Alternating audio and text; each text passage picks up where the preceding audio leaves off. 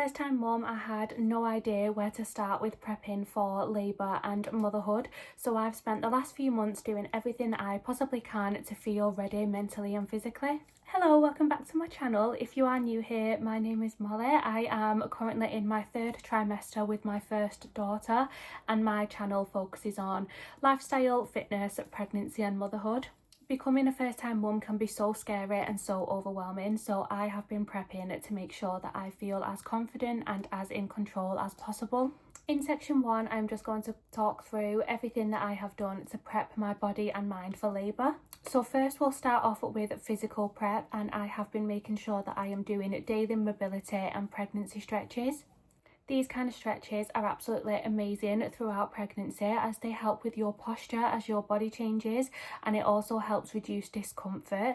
And then as you near the end of your pregnancy, it can help with flexibility and mobility for during labour, so the different positions that you're going to be using, and also helping with baby's positioning.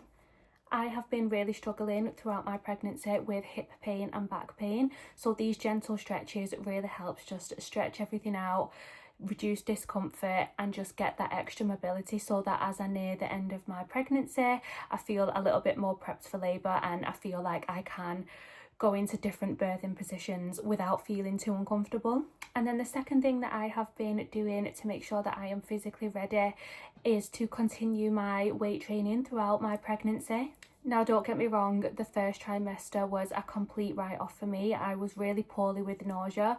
Luckily I wasn't physically being sick, but the nauseous feeling that I had lasted from the minute I woke up to the minute I went to sleep. It was so intense that I could barely eat anything. Some days I couldn't even get out of bed. So I absolutely did not train in that first trimester. I think I managed to get to the gym twice when I was feeling okay, but I didn't start training again until I was around 14 weeks pregnant, I think, and when I started feeling myself again and I got back to the normal me, I was straight back in the gym, back to my training sessions. Although I have been still training during pregnancy and going to the gym and doing my weight sessions, the sessions that I'm doing look completely different to pre-pregnancy. I have made sure that I have decreased the intensity of my sessions, so I'm not lifting as heavy. I've really lowered the weight right back down. I'm not doing as many exercises per session. I'm taking extra time between sets to rest if needed, and I'm also taking a lot more extra rest days. I have also cut out some exercises from my sessions as well. So for example, I haven't been hip thrusting during pregnancy.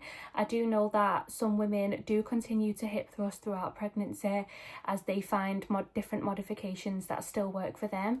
But for me personally, hip thrusts have just felt so uncomfortable and they just haven't really felt safe for me to do personally. So I've completely cut them out, and doing all of those things, reducing the weight, increasing the rest, cutting out some exercises, has been so that I can continue training safely for me and my baby. Obviously, training throughout pregnancy is something incredible. I know that a lot of women can't do it due to complications or if they're really poorly or anything like that. So I am really thankful that I have been able to continue training and move my body, but it is really important that you do it safely and you add these modifications in to make sure that you're not overworking yourself, burning yourself out, and that you are keeping your baby safe. Exercising during pregnancy has been really important for me as I am obviously really into fitness anyway, so I wanted to continue that throughout my pregnancy, and keeping up your strength and endurance can really help with the pregnancy symptoms that you're going through and the body changes, and it can also really help prep for labour. Training in pregnancy for me hasn't been about trying to make crazy progress and trying to build loads of muscle. It's just been about maintaining the strength that I have and just trying to keep a healthy body to support me and my baby. And now I'm just going to briefly touch on everything that I have done to increase my education and knowledge regarding labour. So the main thing that I have done for this is attending antenatal classes. And the antenatal classes that I have been attending include 5 sessions, and 2 of those are labour focused. These sessions have been really beneficial for me and my boyfriend because they cover really important things such as C-sections, pain management, inductions, the different stages of labour, and this was all stuff that I didn't really know about. Obviously, I am a first-time mum, so I've never been through this before. I've read certain things online and stuff, but these classes were really informative. They were done via Teams, and it's a proper midwife that's running them, so you know that you've got someone that you can trust and that knows what they're talking about. The specific sessions that we have been attending are through the NHS, which means we don't have to pay for them, which is really, really good.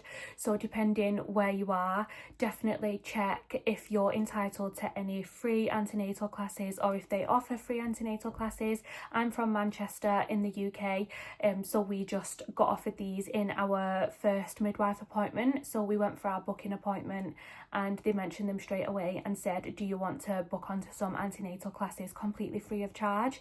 They do have some in-person ones as well, which is really good, and we would have preferred to have done those ones, but just the time and the dates didn't work for us, so we opted for the Teams ones because they are really beneficial, really informative, and you just come out feeling that little bit more put at ease. And then another thing that I have been doing to help prep for labour is to make sure that I am reading pregnancy and labour books. I will put a screenshot of the pregnancy book that I have read, as it was so informative. It's quite a big book, but it just covers everything that you think you'll need to know.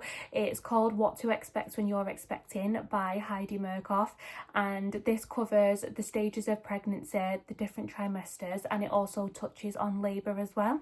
This book just helped me feel really informed, and it just gave clarity and made me aware of all the different things that can happen on the day. Obviously, you can have a birth plan and things pop up and it doesn't go to plan, so it's really good to know the different options that you've got and kind of not necessarily what can go wrong on the day, but what can not go to plan. And now in section 2, I'm just going to touch on the things that I have done to prep for motherhood. It's been really important for me to look into baby care and what to do once my baby girl is actually here. We fear labour and we focus so much on the pregnancy itself and labour and how to get through the labour, and then you kind of forget that you are going to have a baby at the end of it and that you're going to have to take care of this baby.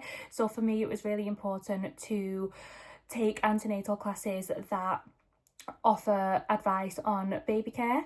Luckily for us, this stuff is covered in the antenatal classes that we have been taking through the NHS completely free of charge, like I mentioned before.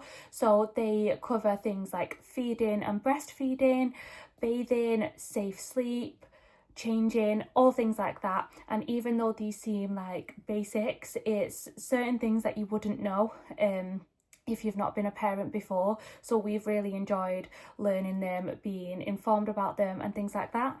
And then I have also been reading baby care books. So the one that I have been reading is by the same author, so Heidi Murkoff, and this one is called What to Expect the First Year. And this focuses on all the different things that can happen in the first year of your child's life. This book also touches on the things that the antenatal class offered, so breastfeeding, bottle feeding, changing, bathing, safe sleep, all of the basics, but it also talks about things that you may not be aware about as well. It mentions all the different illnesses that your child might get in the first year. It talks about the vaccines that they're meant to have. It can talk about what to do if you've got a colic baby or a fussy baby, what to do if your baby won't stop crying. And it has really nice sections as well of how to cope if you feel like you're too overwhelmed and you don't know how to deal with things like a colicky baby or a fussy baby. It just kind of gives you that reassurance that those things are normal within the first year of a child's life and you're kind of not the only one that's going through it, and it gives some tips and tricks on how to deal with it. And then it's also been really important for us to feel confident in baby safety. Throughout my pregnancy, I have always been thinking, oh my gosh, like if something serious ever happened, I wouldn't know how to handle it. So for things like choking, CPR, and all kind of horrible things like that, even though you really don't want to think about them, it's so important that you're prepared for the worst. So we booked ourselves onto a baby first aid class which covers CPR, choking, cuts and burns, and serious illnesses such as meningitis and sepsis. Unfortunately, these type of classes weren't included in our antenatal classes through the NHS, but I managed to find one that we could pay to attend. So it was £60 in total. It's £30 per person, so me and my boyfriend went. Even though it is a little bit annoying that we had to pay to attend, for me personally, I just thought you cannot put a price on your child's life, and God forbid we are ever in a life-threatening situation where we need to perform CPR or anything like that. I want to be as prepared as possible so that I can act instantly, and this baby first aid class did just that. It really put my mind at ease. It was so informative, and now I feel a lot more confident and I'm not kind of panicking thinking that I'm going to freeze in the moment. Obviously I hope that nothing like that ever happens, but it is always so important to be prepared. For me personally, preparing for labour and motherhood has been about prepping my body, educating myself and building confidence. Always remember that you can't learn everything and you can't do everything perfectly. Of course, there are things that we can do to educate ourselves and prep as much as possible, but a lot of the time, becoming a first-time mum is a lot of learning on the job. If you're pregnant or a mum or parent, I would love to know what has helped you feel prepared. Let me know in the comments, but that is everything for this video, so thank you so much for watching. As always, I hope it was helpful and I will see you in the next video.